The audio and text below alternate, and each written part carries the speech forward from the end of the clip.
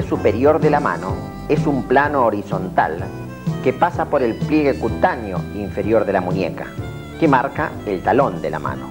El límite inferior llega a la extremidad de los dedos.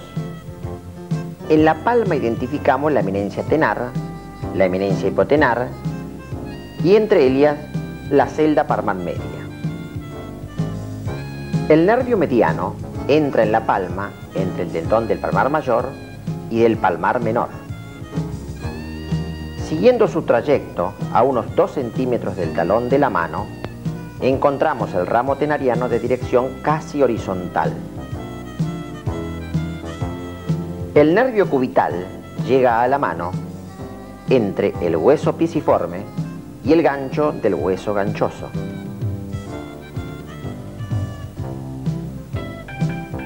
En la palma de la mano distinguimos 3 regiones. Región palmar media, por fuera de ella la eminencia tenar y por dentro la eminencia hipotenar. En la región palmar media, superficialmente hallamos la aponeurosis palmar superficial, de forma triangular a la manera de abanico. El músculo palmar menor, en su inserción distal, abre y despliega sus fibras para reforzar la aponeurosis. Sobre la eminencia tenar observamos el músculo aductor del pulgar. Debajo de él, el músculo oponente del pulgar. Reclinándolo hacia afuera, queda al descubierto el fascículo superficial del flexor corto del pulgar, que cubre al flexor largo propio del pulgar. Por debajo de este tendón, el fascículo profundo del flexor corto del pulgar. Debajo de él, ubicamos las fibras horizontales del aductor del pulgar. En la eminencia hipotenar hallamos el aductor del meñique, por fuera de él el flexor corto del meñique que ha sido seccionado y por último las fibras correspondientes al oponente del meñique.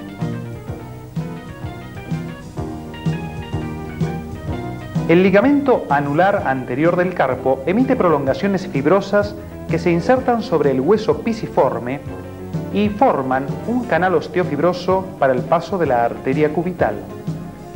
En la preparación, vemos cómo la arteria cubital atraviesa el desfiladero óseo junto con el nervio cubital.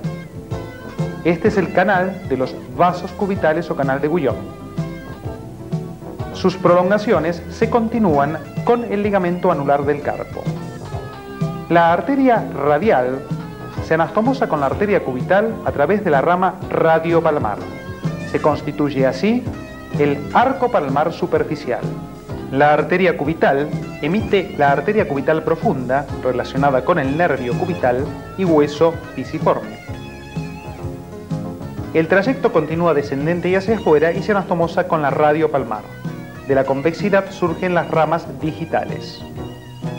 Ubicamos los troncos nerviosos: nervio cubital con su rama superficial, nervio mediano, las ramas digitales y detallamos en la eminencia tenar el ramo tenariano.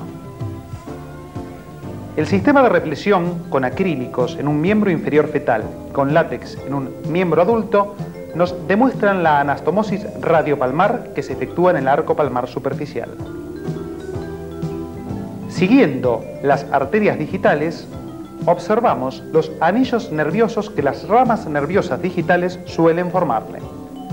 A nivel de la articulación metacarpofalángica, se dividen en sendas colaterales de los dedos que, con sus homólogos nerviosos, descienden hasta los pulpejos. Detallamos la inervación de la eminencia tenar por el ramo tenariano. Ubicados ahora en la región palmar media, tomamos el tendón del flexor común superficial de los dedos. Por detrás de él, ubicamos el tendón del flexor común profundo de los dedos. Nos acercamos a la inserción proximal de los músculos lumbricales. apreciamos el detalle de la inserción distal sobre el aparato extensor de los dedos. Descendiendo con los tendones flexores, ubicamos ambas lengüetas del flexor superficial a través de las cuales pasa el flexor profundo. Ubicados en la región palmar, situamos el nervio y arteria cubital. Reclinamos la masa del flexor común superficial y profundo de los dedos, accediendo de esta forma al plano profundo de la palma de la mano. Ubicando los músculos de la región hipotenar, procedemos a reclinarlos. Aductor del meñique, flexor del meñique. Ubicamos así el arco palmar profundo. Distinguimos en su formación la arteria cúbito-palmar, que se ubica externa con respecto a la apófisis unciforme del hueso ganchoso, realizando un recorrido horizontal hacia afuera. Nos dirigimos a la eminencia tenar y separamos sus músculos. Ubicamos el primer hueso metacarpiano y, desarticulándolo del trapecio, procedemos a retirarlo. Las fibras del fascículo horizontal del aductor del pulgar cubren el arco palmar profundo. Lo desinsertamos y descendemos. Ubicamos el arco en su totalidad. Este se halla formado por la arteria radial que, contorneando por detrás la base del primer hueso metacarpiano, se dirige en busca de la arteria cúbito-palmar, cerrando el círculo arterial. Retomando la preparación, ahora en una vista lateral, ubicamos los músculos de la eminencia tenar. Procedemos a desinsertarlos y descenderlos. Accederemos de esta forma al plano óseo del primer hueso metacarpiano. Este ha sido seccionado. Ubicamos el trapecio y la base del metacarpiano. Retiramos el hueso metacarpiano para apreciar en detalle la relación existente entre la arteria radial, que contornea dorsalmente la base de metacarpiano y hueso trapecio para formar el arco palmar profundo. Dirigiéndonos ahora a la región palmar, ubicando el plano de los huesos metacarpianos, detallamos los músculos interóseos palmares, el fascículo horizontal y oblicuo del aductor del pulgar. Al reclinarlo, apreciamos el músculo interóseo dorsal del primero y segundo espacio. Nos dirigimos al dorso. Hallamos el plano de los extensores, común y propio del dedo índice, los extensores común del dedo medio y anular, y dirigiéndonos al dedo meñique, detallamos el tendón del extensor común del meñique y propio del mismo. En ciertas oportunidades suelen existir bandeletas fibrosas que unen los tendones extensores comunes. El aparato extensor de los dedos, mediante un complejo de fibras, actúa sobre las falanges. En ellas intervienen elementos musculares de la región de la mano. Ellos son, por un lado, los músculos interóseos, con su inserción proximal en los huesos metacarpianos, y por otro, los músculos lumbricales. El tendón extensor central, a nivel de la cabeza de la primer falange, se divide en tres lengüetas, una central y dos laterales. Sobre ellas actúa el tendón del músculo interóseo y el tendón del músculo lumbrical, que refuerzan esta bandeleta central para terminar a nivel de la tercer falange en un tendón conjunto distal. Lateralmente, apreciamos el detalle del músculo lumbrical. Este actúa sobre la bandeleta lateral del extensor del dedo. Emite dos naturalezas de fibras. Las fibras oblicuas externas, que siguen paralelas a ellas hasta el tendón conjunto distal, y las fibras oblicuas internas, que se cruzan a nivel de la segunda falange. En el dorso de la mano, ubicamos el músculo interóseo dorsal del primer espacio y el plano muscular correspondiente al resto de músculos interóseos dorsales.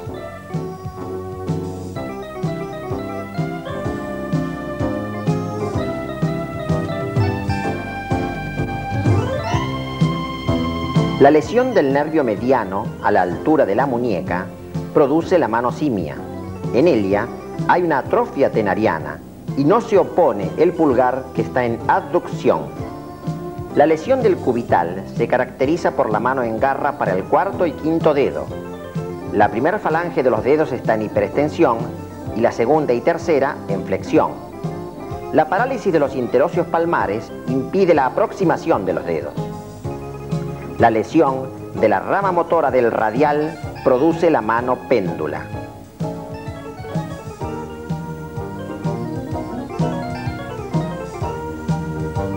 Incidimos el pliegue de la eminencia tenar, separamos los colgajos cutáneos,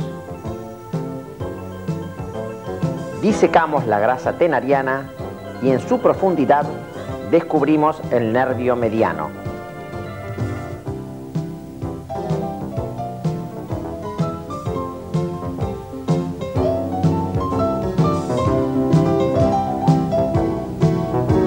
Realizamos una incisión vertical del lado cubital. Reclinamos los colgajos y en la profundidad encontramos el nervio cubital entrando en la eminencia hipotenar.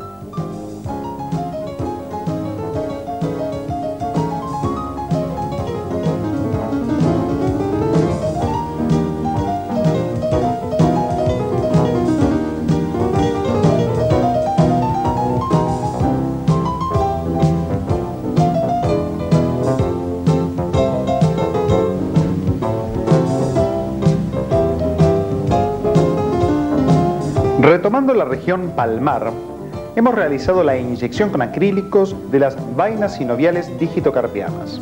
Sobre los tendones flexores se ha reflexionado el sistema de la vaina digitocarpiana interna.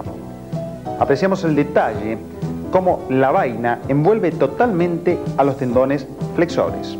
Dirigiéndonos hacia la eminencia tenar, ubicamos el tendón del flexor propio largo del pulgar. Este posee una vaina individual, la digitocarpiana externa. Procediendo a realizar el descenso de los músculos flexores, evidenciamos en forma clara la vaina digitocarpiana externa. Detallamos en ella la totalidad de la superficie sinovial que es cubierta en el tendón. Este aparato flexor atraviesa desfiladeros osteofibrosos a nivel de las primeras y segundas falanges de los dedos. La situación de los mismos permite el accionar conjunto de ambos flexores. Separándolos, nuevamente detallamos la situación de perforado y perforante de los tendones superficial y profundo. Dirigiéndonos al dorso, ubicamos los tendones del segundo y primer radial externos, la relación que existe entre ellos y la arteria radial. Se ha reflexionado el sistema sinovial extensor. Apreciamos claramente cómo la vaina de deslizamiento del aparato extensor envuelve cada uno de los tendones.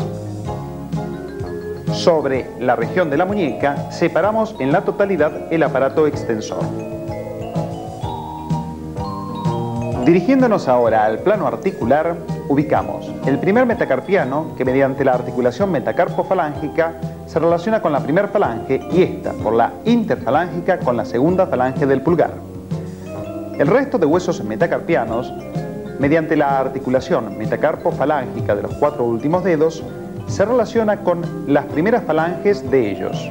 Estos, mediante la articulación interfalángica proximal y la interfalángica distal, se relacionan con las restantes falanges. La articulación trapecio-metacarpiana es del tipo de encaje recíproco y las superficies tienen forma de silla de montar con sus ejes transversales rotados 90 grados entre sí. Esta configuración especial le permite al pulgar el movimiento de oposición. Este pone en contacto el pulpejo del pulgar con los pulpejos de los cuatro últimos dedos. La abducción del pulgar lo separa de la línea sagital. La aducción lo acerca.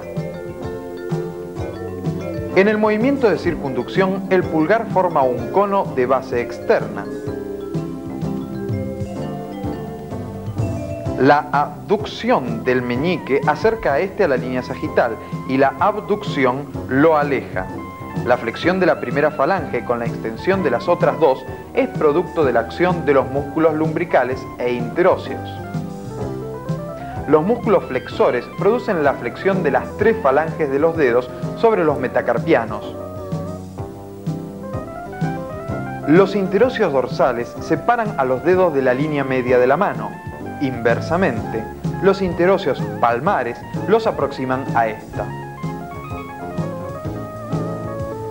La mano se halla constituida por un sistema óseo complejo, el esqueleto de la mano.